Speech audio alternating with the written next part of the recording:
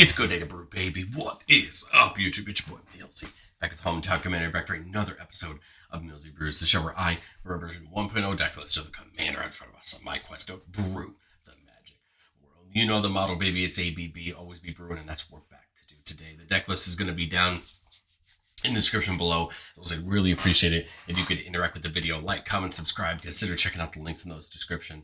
I'd really appreciate it. Mikey and I are in the Discord. We're there to chat with you if you want to come and join us. Today, we're continuing celebrating Innistrad with the release of Innistrad Remastered, and we're taking care of some old commanders to do. Today we're looking at Katilda and Lier that got printed in Marks of the Machine, but of course both of them are Innistrad characters. A Bant human that says whenever you cast a human spell, you could have a target instant or sorcery card in your graveyard get flashback till end of turn. Flashback is equal to its mana cost. Flashback says you can cast it from your graveyard. It just goes to exile when it's done resolving. And this is a really interesting ability because there's a lot of really interesting instant sorceries in a lot of ways to look at. Obviously, we're a humans deck, and this is what we're going to do. Play humans, take advantage of human synergies. But I think where we're going to try to take the deck to shine is using things like ramp spells and buff spells a second time back out of our graveyard, as well as so much of the human synergies in Ban can really take advantage of counters. So that's what we're going to do. Put counters on our creatures, buff our board, get in, and do some damage in combat. All pretty much what you want to do anyway, but we get to just do it a little bit differently. But as far as our humans go, there's a lot of options, and we kind of just get to play our favorites. Adeline's going to make some more humans every turn, allowing us to have a bigger attack force when we do. Boromir's going to have the ability to protect our board, giving our creatures indestructible, and actually will stop our opponents from casting spells for no mana. A good way to kind of shut down some of the removal and big counters, right, that are out there for us.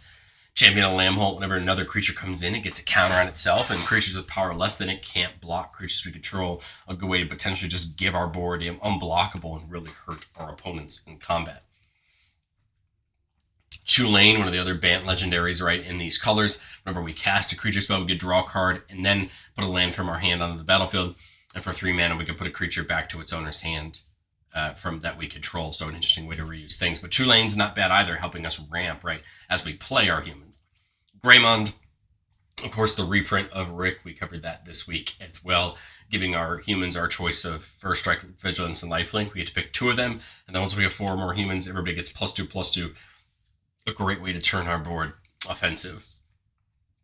Inganesca gives all of our creatures Vigilance and the ability to tap for a mana of any color only to cast a creature spell. And then whenever we cast a creature spell, if 3 or more mana was from creatures, we get to draw a card, which is a great ability because we do have some other humans in the deck that just tap for mana on their own, right? And that will help us potentially draw more cards off of it. Inspiring Paladin will give all of our creatures that have counters on them First Strike. It's a way to get some prowess there in combat and get a little bit harder to block. Katilda lets all of our humans tap for mana of any one of their colors, which is a great ability, especially for those tokens we're going to make. Kellen, another Bant human we have here, says whenever we cast a spell from anywhere other than our hand, we can cast a permanent spell with equal or less mana value from our hand without paying its mana cost. If we don't, we can put a land from our hand on the battlefield. This is a great ability since we want to be playing those sorceries and instants back out of our graveyard. We can either play a creature with less for free from our hand, or just get a land every time we do it. Again, potential ramp, potential more stuff on the board. I like this, and it's a great way to start taking advantage of what Katilda and Lier is trying to get us to do. Lavinia says that each opponent can't cast non-creature spells with mana value greater than the number of lands they control. This is a way to potentially help shut down some other decks in responding when we're playing really big spells. It also really hurts things like treasure stacks and things like that, where they're or big artifact decks where they don't have a ton of lands down at a time. And then whenever an opponent casts a spell, if no mana was spent to cast it, counter it. Just another way to shut our opponents down from these free spells. Niambi says whenever it comes in, we can return another creature we control to its owner's hand. If we do, we gain life equal to its mana value. Again, this is a potential way to just get another human back into our hand to replay if it has an ETB ability or something like that, but also to trigger Katilda and Lier again to play something else out of our graveyard. Of course, we want something like Thalia just to hinder our opponents a little bit, have their creatures in non-basic lands come in tapped. Torrens is going to make us some human tokens whenever we cast creature spells, just allowing us to go a little bit wider. Venser presents an option to get Katilda and Lier's ability on our opponent's turn. So this is not limited to our turn. It just says until end of turn. meaning if we play some of our humans with flash, this means that we can then play an instant out of our graveyard, right, if we want to reuse removal, which is a key thing. Now, Venser can also return target spell or permanent to its owner's hand, meaning that Venser could actually bounce itself back to our hand to have another option, right, to play Venser multiple times to get instants out of our graveyard if we want to. But I think it's just a nice threat, and there are multiple humans in our deck that have flash that we can use to get removal back out of our graveyard. And then Wizards of Thay has myriads. Whenever it attacks, get a copy of it attacking each other player. And then instant sorceries cost 1 less to cast, and we could cast sorceries as though they had flash. So this is a great way to play a human, right? Give flash to a key, give the flashback to a key sorcery we want, and then we could play it at flash speed in combat, right? So if we have a 4-mana Alpha Strike spell, well, we attack with the Wizards of Thay. If there's 3 of them, then that's coming down to just 2 mana, and it can have flash, or we can use it in the middle of combat after blocks to really just deal some big damage. So there's a lot of interesting play when you start talking about giving sorceries flash and, right, being able to flash our things in to use different things. Okay, what spells do we want to use? There's obviously ramp, things like Cultivate and Farseek make a ton of sense, right? We use our ramp to get more lands on the battlefield, to get more mana access to. But I think it also makes sense to use our flashback to replay things like Overwhelming Stampede and Triumph of the Hordes, these Alpha Strike spells that can give us big attacks, right, on multiple turns, right, because we get to play them back. Same thing with something like a Chroma's Will, being able to play it again, get the big buffs, get a big Alpha Strike in twice instead of just once. Feels like a great way to really take advantage of Katilda and Lier's ability. But it's not just that. It's things like Generous Gift or Stroke of Midnight, Path of Exile, Swords, these removal spells, potentially being able to do it twice for it. Same thing with a Growth Spiral, another ramp spell that can also draw us a card. But again, the point is, there's so many ways we could take advantage of spells to be recast. It's not just one thing. It's removal, it's card draw, it's Alpha Strike, it's make tokens. There's so many ways you could take a look at this, and I think that's what makes Katilda and Lier so interesting. But again, in Bant, in the human colors, I think some of the best way to take advantage of our humans is counters. So we have creatures that give each of our creatures an ability when it has a counter on it, kind of like that Paladin we saw earlier. Battle Priest gives lifelink, Falconer gives flying. Kyler's a human that cares so much about counters. We talked about Kyler last week on the channel. Kyler gives a buff to each other human for each counter on it, so we want to give it counters so that it can buff our other creatures. Fangs of Colonia and Requisition Rate are more spells that we can cast with flashback that give a counter to every creature we control, right? Spreading that love and making sure that. Colonia is pretty great because we can put a counter on a creature and then double the amount of counters on it. For 6 mana, we can do that for all of our creatures, right? Maybe getting a really big swing of counters on our board so we can get into combat. Andoril says whenever the creatures attack, we put a counter on each creature we control, but for the City's Blessing, we put 2 instead. Great way to really just spread counters on our board because we're going to go a little bit wide with some of the abilities we have. Broker's Ascendancy is going to give a counter to each of our creature at the beginning of every turn. Of course, we got to play Cathar's Crusade as a way to spread counters out as new creatures come in, really buffing our board and having it get out of hand. And then Innkeeper's Talent to potentially start protecting our board a little bit. We hand out a counter at the beginning of each combat, but if we get it to level 2, we give anything with a counter on it ward 1, and then level 3, we start doubling the number of counters on it. So Innkeeper's Talent is a great way to kind of help protect our board of these things slightly as we do what we want to do. Kellen joins up. Whenever another legendary creature comes in, you put a counter on each creature you control. And when it comes in, we can plot a card with, not only a card with mana value 3 or less from our hand. A very interesting mechanic. But the point there is we are playing a decent number of legendary creatures, so all of them can grow our board. Civic Ascendancy presents herself with an alternate win con. Whenever one or more +1/+1 counters are put on a creature, we can put that many growth counters on it. At the start of our turn, if we have 20 or more growth counters on it, we win the game. This forces our opponent to have to deal with the Ascendancy. Otherwise, we may be able to just win the game with it. And then Virtual Loyalty, putting a counter on each of our creatures at the end of our turn and untapping them, again, growing our board. So we're really taking advantage of growing our whole board if we can. And then that helps us, one, take advantage of those Alpha Strike cards even more, but it also will help with all of our other counters, synergies. But getting stuck in is pretty easy when we're already trying to get counters on all of our creatures. We just want to find some things that are going to help us hit even harder. Banner of Kinship gives a buff to each of our humans for the number of humans that were out when Banner Kinship came in. So we want to try to wait as long as we can to play it, get a good 4, 5, 6 counters on it, give that buff to all of our things. Beastmaster Ascension, of course, whenever you attack, you get the counter on it. When you hit the 7 counters, you get a big +5/+5 buff to all your creatures. And then Garruk's Uprising, just giving our whole board trample. That way when we're growing those counters on our creatures, we're hitting even harder, and I think that's important. But I've said it before on the show, and I'll say it again. No deck's ever complete. This is our version 1.0 shot at Katilda and Lier.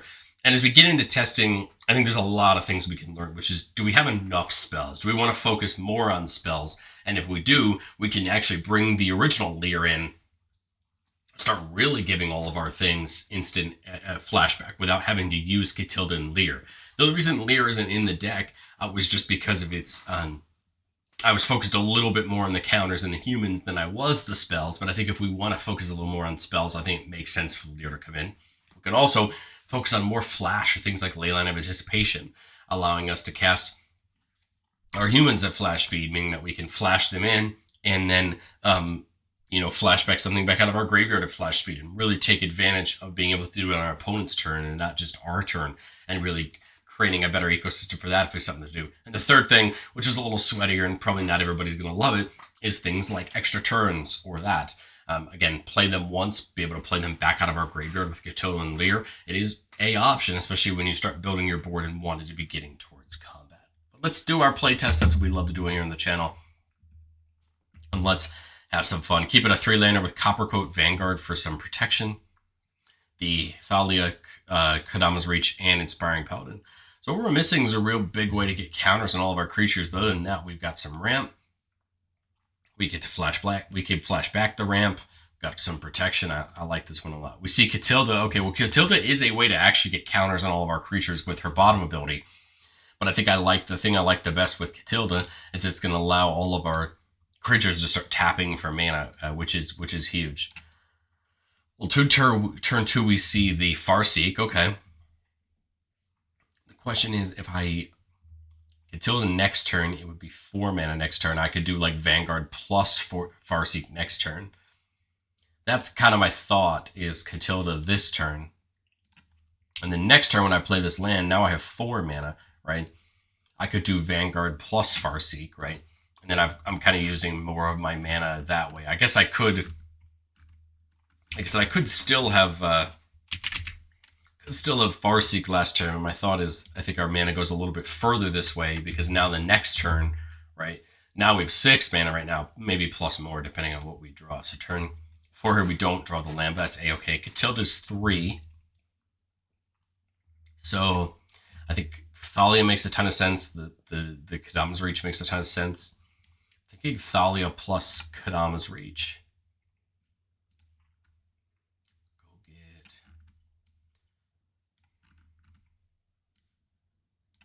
Battlefield, Forest in the hand. Remember, we didn't play a land this turn, so we can play a land this turn. And then can't tap Katilda yet, right? Because she doesn't have haste. But the point is, now we're restricting our opponents a little bit with having their things have to come in tapped. And I think now the nice part is when Katilda comes down, now we can start taking advantage of our ramp in our graveyards. We've got basically 6 mana if we want to use it. 3 for playing Katilda. Zamone's great. Going to start being able to hand out counters and potentially start doubling them. Heronblade Elite's great. Can start tapping for mana. We could do Heronblade. So if another human comes in, we could do like Heronblade plus the Horn of Gondor to get another human and start the process of getting more counters on the Heronblade Elite to start tapping for more land, right, or more mana on every turn. We could Heronblade Elite plus like the Kadama's Reach of the Farseek if we want to. Again, we're probably one good turn off getting counters on all of our creatures. Although we could do it like we could play Zamone this turn, spread a couple counters out. And we could actually still Farseek if we wanted to, but that would start spreading counters around. Like the Heronblade makes sense because it's more mana next turn. Like this plus the Horn of Gondor would be 2, so we'd be able to tap for 2 next turn.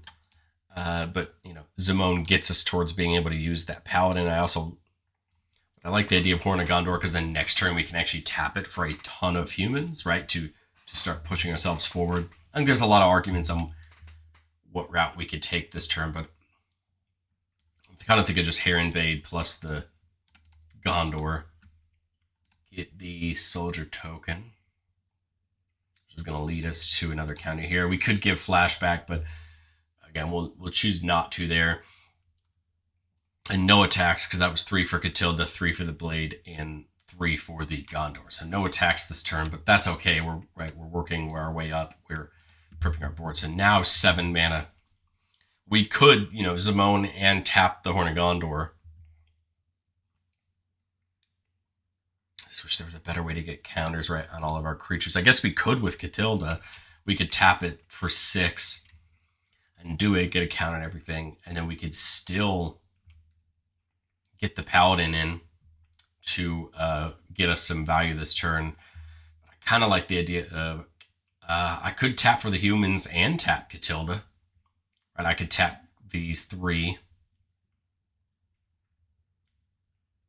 I could tap 1, 2, 3 to tap this to make 1, 2, 3, 4, 5, 6 humans, right? Although I guess it probably would make more sense to tap lands, because then I could tap this for a mana of any color, and all I need would be 1 more to tap Katilda, right? To then just give everything a counter, right? So now we're in great shape. We could use the extra to get the Paladin down, right? Giving now everything first strike, maybe take some attacks, right? Now we're in great shape other than a board wipe, and next turn, you know, just take a better attack for us.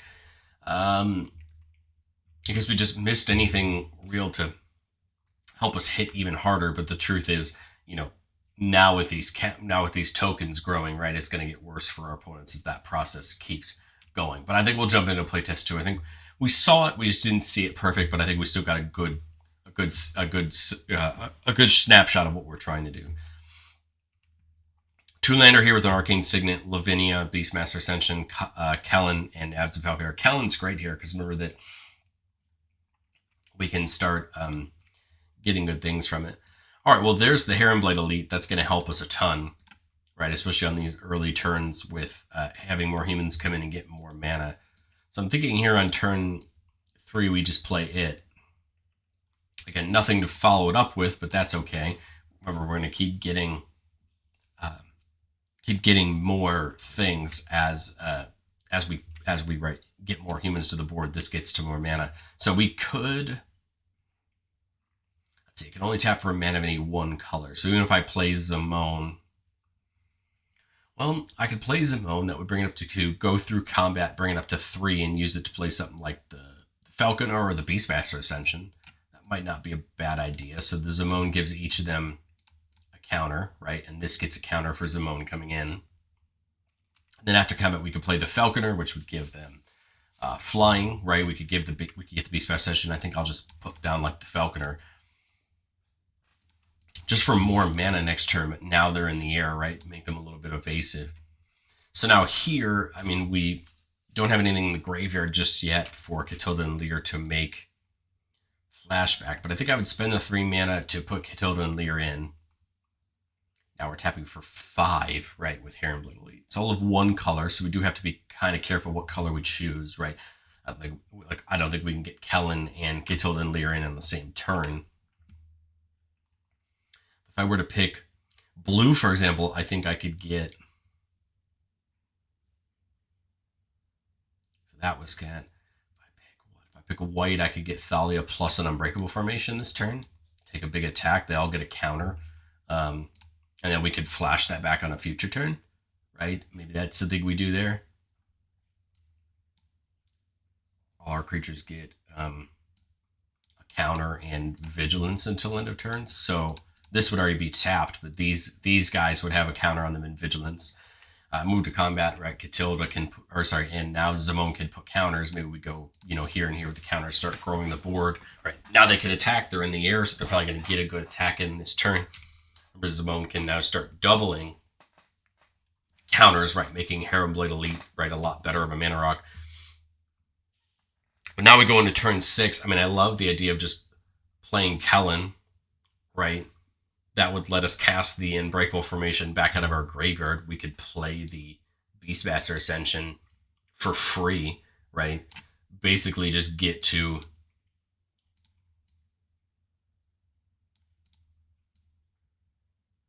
Unbreakable Formation again, right? Now they all have Vigilance and that, and we could follow up with more, follow up with another spell if we want to, but the truth is now we just go, spread our counters out a little bit more, take an attack, start getting the Beastmaster Ascension. It's probably at what one? This turn to be 5, so it's almost there. And again, now we're in great shape because the next turn, right? Of course, these were on the air, but this has lifelink. We're in good shape. Zimone could make Heronblade Elite a real threat, right, to attack since it has Vigilance and then tap for mana. And I think we're in good shape. We didn't get as many of the spells this time around, but we're still, right, just taking real advantage of putting things down. Inganesco will help once we start casting spells because Heronblade Elite could count for that mana, right, and start drawing us cards. I don't mind that one as well. I think we got to see kind of it in action, just missing some of those last few things to make it great. But we'll get into playtest number 3. Keep it off 4-lander with Mikaeus. Horde of Gondor in the Vanguard. Mikaeus is great because it can remove a counter from it to put a counter on everything else. A great way to start spreading them out. And there we see the Kyler. So we're working our way up to a really great counters board here. Turn 2, I guess Katilda right over the Vanguard, just so that way we have access to more mana. Turn 3. In the Gondor to get the human in. And I don't really want to put Mikaeus down for 0, so it doesn't really make much sense to bring Mikaeus in this turn. Go to our next turn, now we have 4, 5, 6 mana. Remember, Katilda's 3. I mean, there's a world where we could go, Katilda for 3, and then get the Gondor to go off again, making 3 more. That would set up like a Kyler plus a big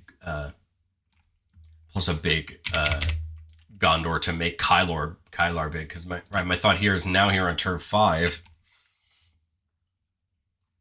Kyler's 5 mana. We could tap 3 of the humans to tap this to get even more, making Kyler big, right? We also have the Triumph of the Hordes to set up as well, right? So my thought here is,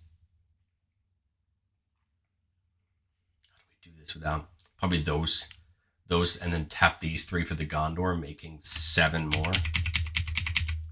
That puts 7 counters on Kyler, right? Now all our board is +7. +7, these 3 can attack, take a big attack, right? And start doing that, and that just sets up our next turn. If nobody's done anything else, that sets up our next turn for this Triumph of the Hordes, right? To just, probably just ring the board here with all these +7/+7s from the Kyler. So that just goes to show you how well Kyler works for this, counters game plan. Like I said, if you're interested in Kyler itself, we did him for the channel last week. Let me know, what do you think of Katilda and Lier down in the comment section below. Very interesting deck. I think it's fun. There's, of course, some iterations to be done with it, but I like it as a shell for these counters decks, especially when we can play these, these spells that put counters on all of our creatures. I'd love to know what you think, and I will catch you all in the next one.